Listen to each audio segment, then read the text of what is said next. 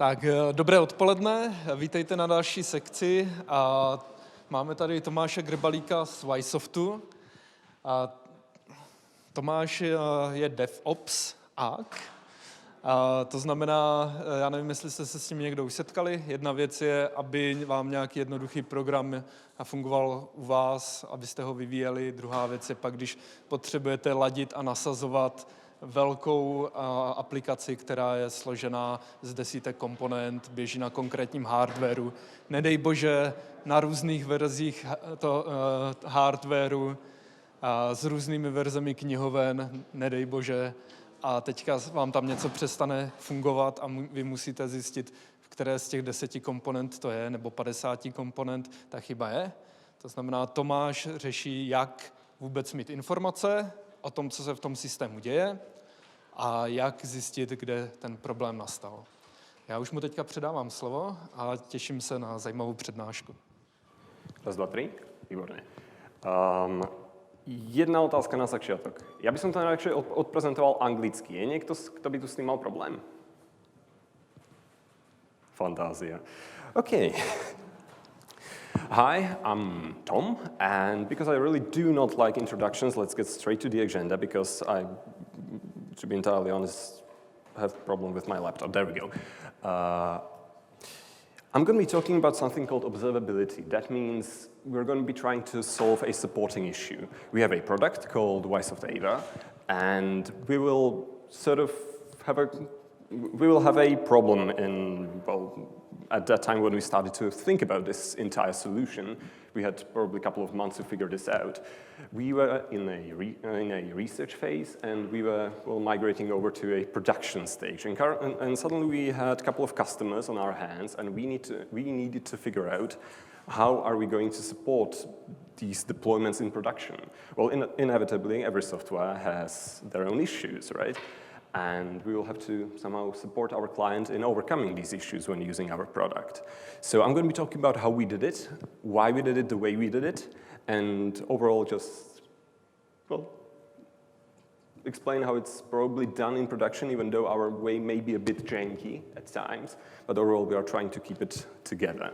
So with that said, if this is not a presentation any one of you are looking forward to, doors are there, no hard feelings, but if all of you are going to leave, I'm going to be very sad. Awesome, good job, everyone. So, hi, I'm Tom again, and overall, something about myself, because I'm told that's sort of the norm to tell here, sort of, well, greet ourselves here. I'm from YSoft, from a team called AIVA Enigma, and in terms of technical background, I stand somewhere between development, operations, infrastructure, basically your guy for everything, excluding front-end. I hate UX, I hate HTML and CSS, don't go near me, and JavaScript in particular. And in the last couple of months, I sort of have this nickname called the Grafana guy, which I'm not particularly fond of, but well, here we are and here we exist. YSoft AIVA, that would be the other elephant in the room, this really nice-looking robot that you've seen lurking around these title slides, is our little baby, let's say, our product, the one we are all striving to better. And overall, I don't like when people think that we are doing just robotics, because that's just not true.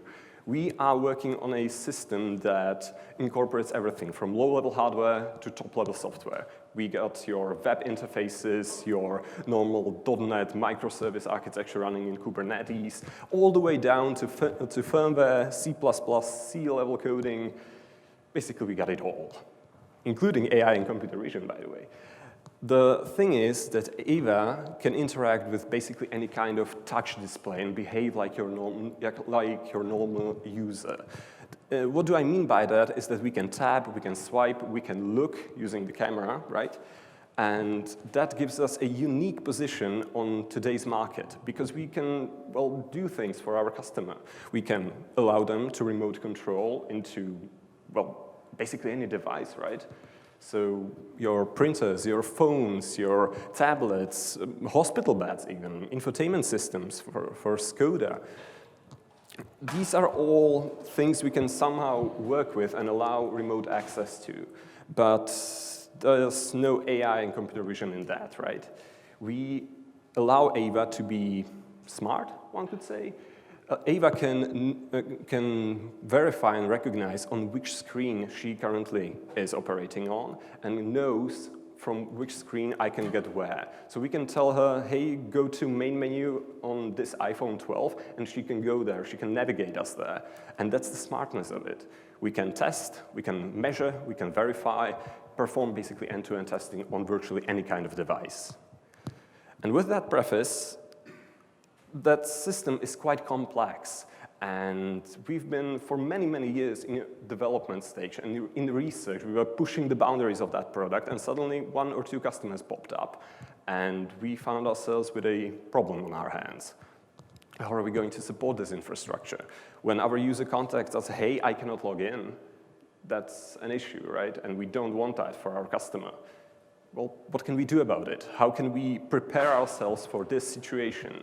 The client I'm talking about ordered 50 of these robots to be deployed, and we had to manage that deployment and solve their issues. And, well, solve these things, supportability, visibility, insight during development, and how we did it, well, using the presentation you're about to watch, we did it using observability, building an observability solution. Do we know the problem now? We have a product spanning a wide range of technologies. We have a customer, we need to help them. Ideally before we hit production. Everyone on the same page here? Pretty much, plus or minus? Give or take? Good. Observability is just another of your abilities from software engineering class. You got your scalability, reliability, a couple others. Observability fits into this equation. There's approximately 2,487 definitions of what observability means. Don't quote me on that number, I just pulled it out of thin air. But my very loose definition is being able to tell what is going on there. Being able to tell why my system is failing, why my requests are not coming through, why my customer has degraded performance. These are all questions that I want to answer about my running system in production. And I want to do it, well, anytime, anywhere. I want to do it without direct access. I want to do it without touching the server the observed system is actually running on. Therefore, I want to have Q&A about my observed system. Is the system healthy is the evergreen question, but we are not here on a philosophy class. We are not here to discuss what healthy actually means. We are here to discuss how to do it for our customer as simply and as plainly as possible. I hear you ask why one thing. Everyone has heard of monitoring, right? And how does it fit into this problem, observability and monitoring? Try asking this question on r/DevOps on Reddit, and you're going to see some sparks flying. Again, my very loose definition, or reasoning for this, is that it's complicated. The overall thing we are trying to achieve slightly differs, even though our means are quite similar. Observability means to answer what, why, where, how often, warum, I'm going to stuck in English. But monitoring is more about keeping an eye on certain values, on certain events. From that loose definition, I'd say that monitoring requires some expert knowledge, something I know I don't want happening in my system. Perfect example of monitoring, hey, alert me when I have my storage 80% full. That's an excellent example of monitoring. Whereas observability would be more like, hey, my user cannot log in. Why is that? Well, it's because your authentication service is failing. See the difference in those two questions? That's my loose definition, observability versus monitoring. Understood? Awesome. Good. Now, how are we going to actually do that? Both monitoring and observability build on the same thing, and that's called telemetry. Basically, signals produced by our system. Our system needs to let me know that, hey, I'm doing this and that, I'm producing these logs, and here they are. This is everything what I want to collect to perform my processes, my analysis, my aggregations on. Well, I want to collect telemetry. Anyone? Come on in. Ideally close the door. Good. Has anyone heard here about this little thing called 3 pillars of observability? All right, I see some hands. No, not to worry. Yes? You mean logs? Mm-hmm. Logs, traces, metrics. That would be our 3 pillars of observability, but I'm kind of the guy who doesn't really want to take normal for answers, so I'm going to add 3 more: events, errors, and profiles. And these 6 things, telemetry types, for something called what we call temple, 6 pillars of observability. That's not from my head, that's from head of certain Yuri Shakuro, who is world's leading expert on telemetry. And this is what we are going to talk about. This is what we want to get. And because these terms are not quite as widely used as people like me would like, let's go over them just real quick. I don't want to bore you to death with my theory because that's stupid and doesn't want that, and no one wants that. But before that, I discovered a really cool thing in PowerPoint when I was preparing these slides, and that's called morph. Look at this. I mean, our UX would be proud, right? All of you can tell I'm a developer, right? Programmer. Logs. Easy peasy. Your STD out, right? Standard out. No worry about that. Not really. We are not in the 70s anymore. Because plain old logs are not cutting it in today's system because that's just, well, old school, and we don't want old school. We want new. We want something what's called structured logging. I want to know some metadata because context matters. I want to enhance my logs with what time they were produced, what's the level of severity, whether warning, debug, error, you name it. I want to know from which service are they coming from. All of these data are incredibly valuable when I'm going to be troubleshooting my client's problem, so I want to enhance that. There's one huge issue with logs, and whoever can tell what I'm thinking of can get 5 or 10 meaningless points. Go for it. What's the problem with logs? Very nice. Volume is really a huge problem with logs. Something different. Security can contain vulnerable, sensitive data, yes, but not what I'm thinking of. Performance and consistency. Also a great point. You're all giving great points, but I'm thinking about human error. Generally speaking, logs are written by developers. And you can be sure that that one piece of code that has no logs at all will be the one which fails, because that's just Murphy's law. Therefore, logs, while awesome, are really specific and prone to human error and are huge in volume, can contain sensitive information, all of that. So we need something more. That's why we have other 5 pillars.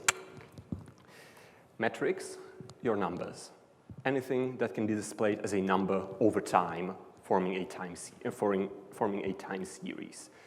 Your CPU usage, your storage utilizations, how many requests your system is handling at this very moment, but also some business level metrics. How many users do you have? How many registered accounts do you have? How many logins you have? And of course, with metrics, you can do these cool dashboards, which I'm going to show you in our production later, but yeah, maybe I have UX feeling of a wooden horse, but that's just cool. But again, how would metrics help me in identifying why this particular user cannot log in? That doesn't really cut it and doesn't really fit the equation. We need, again, 4 more pillars. Let's go. Traces is something what I like to call cool kid of the 2010s, because they were sort of lurking their way into mainstream in only the recent years. And I heard a great metaphor, or not really metaphor, but explanation as of what traces are. Let's imagine logs as service level or service scoped. I have 200 services running in my cloud server somewhere, and each and every one of them is producing logs. That's awesome, cool, right, but my user is still failing their login. And I can't go through 200 services, or maybe I have some tips, and looking for that specific user. That doesn't really cut it. I need efficiency, I need performance, I need something right at hand. And that is where tracing comes in. Tracing is what I like to call request-scoped logging. Why? Because when my user does something in my web interface, it's usually assigned an ID, a tracing ID. And this ID will follow that particular request through all my services that I have. And it will bring these actions, these spans together, forming a trace. It's incredibly useful because when I have my front end done correctly and the user runs into an error, maybe, just maybe, my front end devs were so cool that they allowed the user to see this trace ID and user can pick it up and throw it into the support ticket. And then me, as the operations guy, will plug this into my telemetry stack and see this trace. And I can probably see even this error right here. And I know in which service has it failed. That's really cool, right? But that doesn't mean traces are cutting it all the way, right? Combining telemetry is the key to success in this area. So logs, metrics, traces. We got 3 more. Because I don't want to bore you to death with my theory, no one likes that, let's go over these just real quick. Events, one can argue everything system does is an event, sure, but I mean change events. When my autoscaler scales up my service from 2 to 200 instances, I want to know about that. That's really important, right? And if I lose a couple of log lines here and there, no biggie. But if I lose a change event, that's a problem. So events, basically like logs, but with incredible importance. I want to know these events. I want to have them listed right here, and I want to be notified when the one arrives.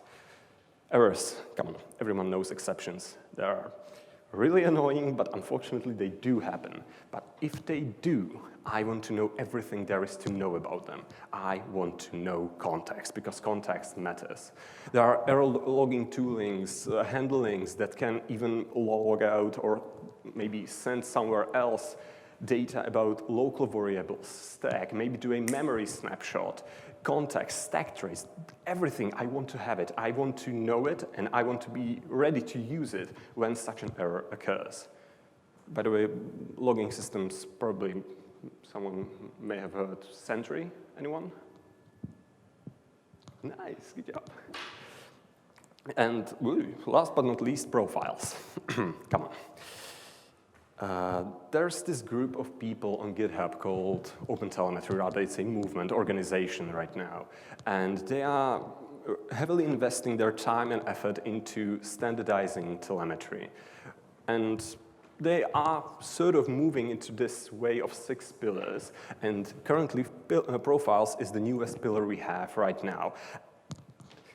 In very simple, plain old words, because I cannot explain them completely, they got to do with timing. Identifying normal times, what is considered standard in my system, what is not.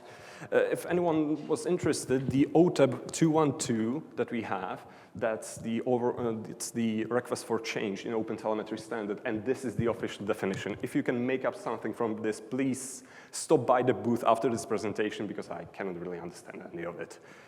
Timing, those are profiles. Cool. A lot of information. We are really close to the end of the theoretical part, so everyone on one page on telemetry. Logs, metrics, traces, and these 3. Yeah? Everyone okay? Any questions? Okay, moving on. I know what I want to get. I want to get telemetry. But right now, instrumenting my own apps with my own custom code seems like a terrible decision here, because doing something that's already done before, that doesn't really cut it. That's not what I want, because I will do it probably not so efficiently and won't be so nice. I need something called instrumentation. And I'm going to go back again to this OpenTelemetry group / organization. They are developing 2 things: standard for telemetry, what we have explained a couple slides ago, and instrumentation tooling. These libraries we can really easily inject into high-level systems, your .NETs, Javas, so on and so forth, to generate this telemetry for us. Because it's most often usually there, but we just need to export it in a certain format, and that is what OpenTelemetry is trying to do. It's trying to allow us to get this telemetry as easy as quickly as possible. Our entire telemetry implementation for each and every one of our services is just 80 lines, and we can get everything we need. The work is already done for us. OpenTelemetry.io if you want to know more.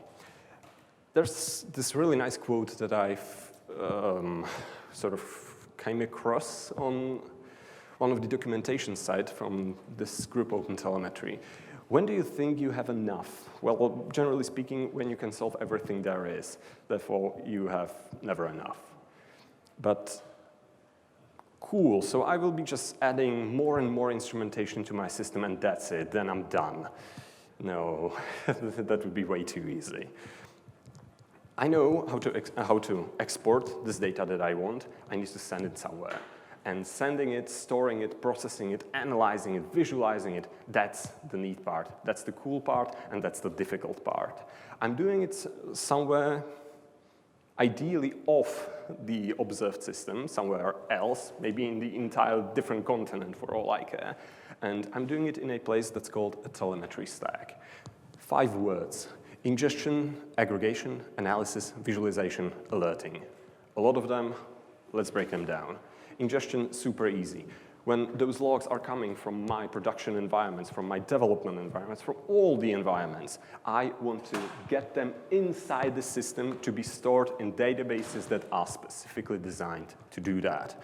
Ingestion, super easy. It will just send to a certain URL, and that's it, done. We're nearly there. Aggregation analysis is the key here. I'm going to be later showing you raw data exported by systems. It's basically unreadable and unusable. It's blobs and blobs of JSONs, and come on, we are not here to dig our way through plain old JSON. Aggregation, analysis, visualization, these words and these processes have something to do with how we handle our telemetry, how we use it. I'm going to be showing you later how we use it, but what follows is alerting for our monitoring for values that we want to keep in a close eye on, and that's it. Listen, telemetry stacks are already done for us again. Some tips, if you are ever in a position where you are choosing your own telemetry stack. We got plenty of vendors who specialize in this kind of tooling. My personal tips: support for diverse telemetry types and being able to correlate between them. As I explained, user sends us trace ID, we display the trace, identify the service, I can look on high-level metrics from that service, I can look at logs from that service from that time, maybe through an exception or two, so I'm going to look at that exception. Boom, we have used 4 telemetry types. Imagine doing this in 4 different systems. Ideally, you want to have everything close together, because that gives you efficiency, that gives you performance. You want to have it all together. Easily replaceable, using open formats.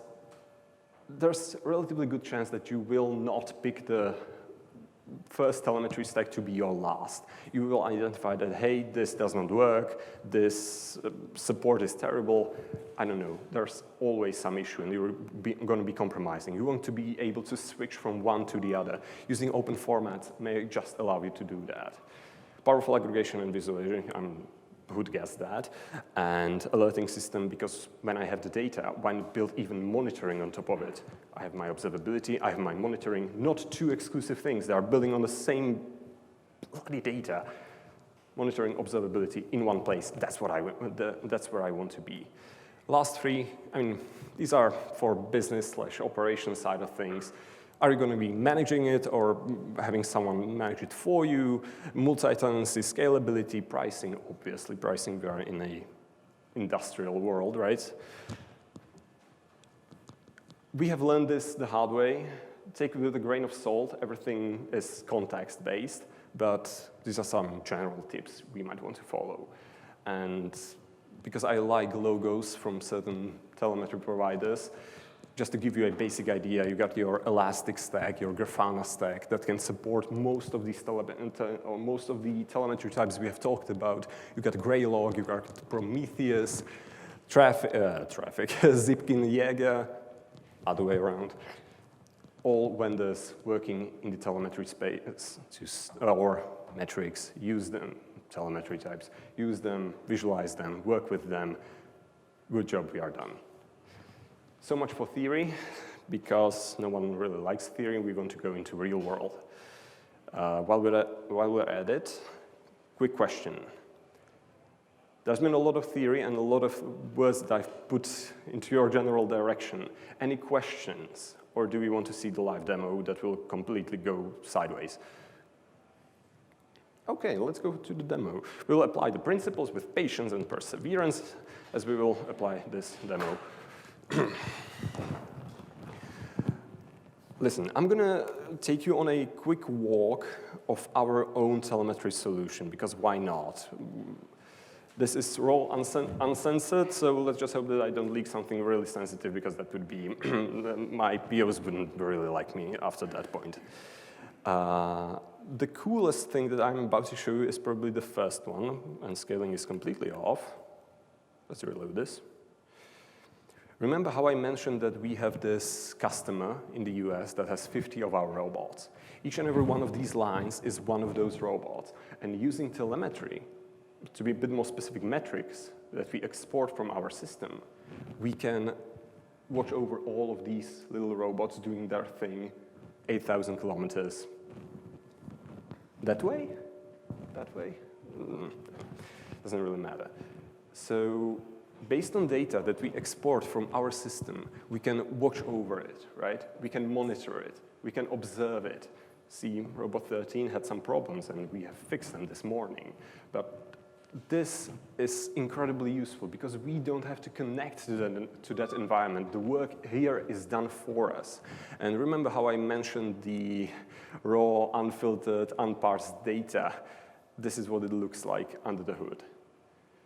By correctly interpreting it, putting some shiny, great colors and a couple of emojis, we can turn this into something that is reasonably usable for us as the end users for performing these observability tasks, but also, sure, we can use this to monitor, to alert.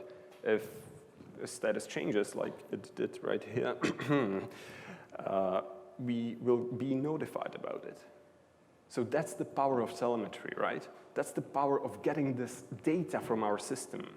Sure, we can move on, let's say. Imagine this, I'm a user, I'm using our web interface, doesn't really matter what's displayed right here, but I will reload the page, and something has happened. I see here some data, doesn't really matter what kind of data, but imagine that this request that I just did has failed. And that would be, well, for our end user, that wouldn't be really satisfactory. But probably there's a trace ID which popped up right here. Someone going to write out a support ticket, and me as the operator, I will go here and filter for some of my traces. And look, 1715, that looks about right. And I can display the trace of the request we have just performed. Here I can see which services communicated with which services. I can correlate, I can dig into the system because I have telemetry, I have my metrics, my logs, my traces right here. This is the power of observability. So let's say this request has failed. I can view additional data about it. Context matters, right? Metadata, even for tracing. And I can look into the system and investigate. Investigation is a huge part of operators' work. Moving on to logs, this is what raw, unstructured logging looks like. I mean, that's an unusable mess of words, right? But again, through some parsing on top of it, some, well, aggregation and analysis, boom, you get something like this. These are logs that we use every day to troubleshoot our productions. I have my timestamp, my level, my body, and if I click right here, I get all the metadata I need. Maybe even the trace ID right here, because just because it's trace doesn't mean that logs cannot be bundled with it. I can filter on top of this. I can perform various investigations right here. And if I enhance this logging view with a couple of my metrics, this provides me a great overview to each and every one of our services. This is a service called recordings. Okay, let's go to, I don't know, image processing. And I see data from that particular service.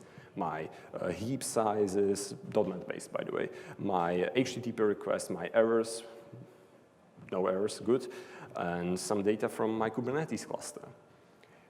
In production, in development, this is incredibly useful. We've been troubleshooting a memory leak on one of our front-end services for the last, I don't know, couple of sprints maybe, and this is the way we did it. We have observed the behavior in production, because that's the key. Just because it works on my machine doesn't mean that it is going to work in my production Kubernetes cluster, right? This is the power of observability. And if you are going to take one thing from this presentation, other than there's 6 pillars, not 3 pillars of observability, is that when you're building a product from scratch or enhancing an already existing one or doing your research, your development, think about your production, think about your operation, because you are doing the product not for you and not necessarily for the features, but for the customer.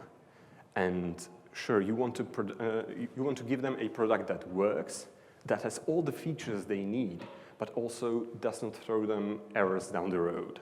And if it does, you want to be there for your customer to be able to support them when using your product. I'm really trying to think if I forgot something. Let's go with no, and I'm gonna quickly go right here because I have one last slide. Come on, don't you die on me. Good, thank you for being here, for spending your time, I have a broken watch, so I'm not gonna tell you how much, but if you have any questions, I'd be more than happy to answer them because I'm really open to discussion. This field is quickly evolving and we all as the community need to work on it together. So I'm going to be at that booth for the rest of the night and we can talk there, or if you have any questions, go for it right now. Okay, thanks for the presentation. It was a really interesting talk. Thank you all. Thanks. To you too. Wonderful audience. Now we have definitely some time for questions. So feel free, go ahead. I can even give you the microphone if you want.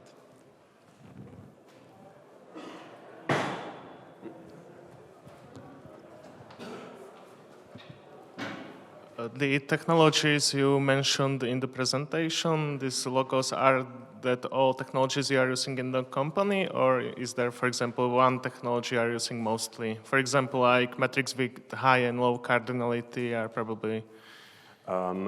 For us as AIVA, we are using exclusively Grafana stack for storing all the telemetry right now. That is our Grafana for visualization, Alert Manager for alerts, and Mimir for metrics, Loki for logs, and Tempo for tracing.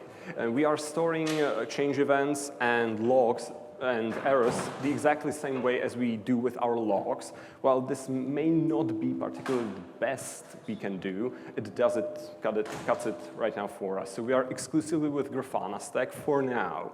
We are logging everything in open telemetry, so if we decide, hey, it's not really for us, we might go to someplace else. Currently, only full stacks, that is stacks that support all telemetry that we need. Unfortunately, right now, I know only of 3. That's Grafana, that's Elastic, and the third one I just forgot the name of. So options are there, but currently we are with Grafana. So, for example, Influx or Prometheus? Prometheus and Mimir, the Prometheus' counterpart from Grafana, are basically one and the same. Prometheus doesn't support multi-tenancy, what we need for us. And Influx, we've used Influx quite extensively for other part of our AIVA system for taking precise measurements. But I don't see it being as useful as Prometheus or Mimir because those two were specifically designed for time series telemetry data, whereas Influx has way more usages on top of it. Influx can be used for scientific data, for complex measurements, and for metrics as well. But I went with Mimir and Prometheus when we were designing this, and so far I do not regret the decision, but if I encounter a problem that can be solved with Prometheus or Mimir, I'm going to go with Influx for metrics, because come on, Influx is great. So that's that probably. Thanks. Absolutely. So any other questions?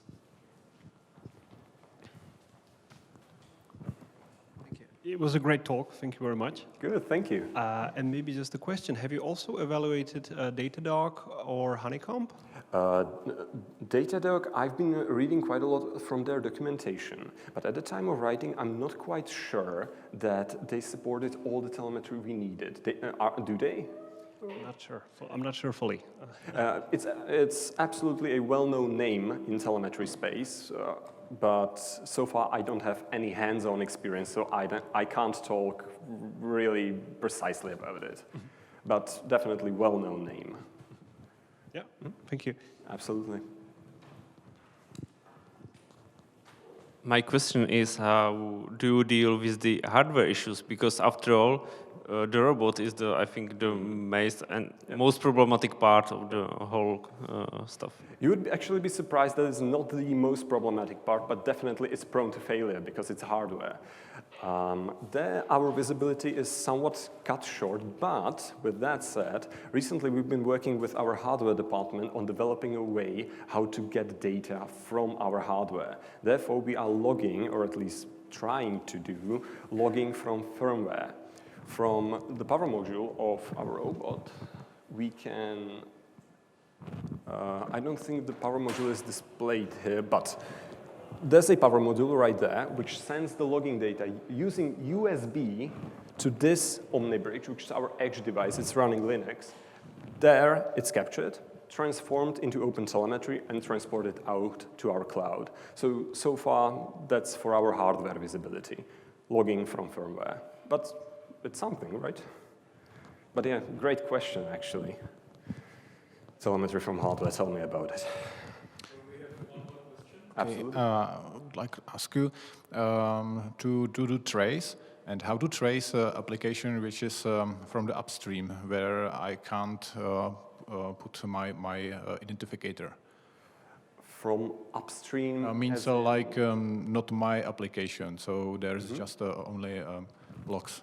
Generally speaking, if you interact with some third-party software, sure, you cannot extend your traceability there, but your system knows from HTTP client instrumentation, for example, or whatever protocol are we using, that a request has been sent there, and it can pair the response back. Sure, we cannot track what's happening inside the third party, absolutely, but we can track that, hey, we have sent them something and received something back. Great example on my tracing page. It's not really that visible, but the measurements service contacted third party, Influx database, where we don't have tracing turned on. So this is what it would look like. I don't have the visibility into the system, but I know what I've sent them and what I've received back. So I understand that it's only between two applications, not, for example, 10 applications in series. Mm-hmm. Maybe try to reiterate on that one. Just you mentioned that you can trace the request between two applications, request and the response, not, for example, 10 applications in series. As a matter of fact, I think I can. Maybe I misspoke there, but it's distributed tracing. That is, that I can track it throughout the entire system. If I had some continuation, let's say in my configuration service here, I would see it displayed further, into more depth, into more layers. Distributed tracing is all about that. But a great question, I misspoke there, and I'm sorry for that. Okay, I think we are running out of time. We have to make room for next session. So thanks again for the great talk. Thank you so much to all of you. Thanks for coming. and we have one small present for you for the talk. Yeah? Enjoy. Děkuji vám.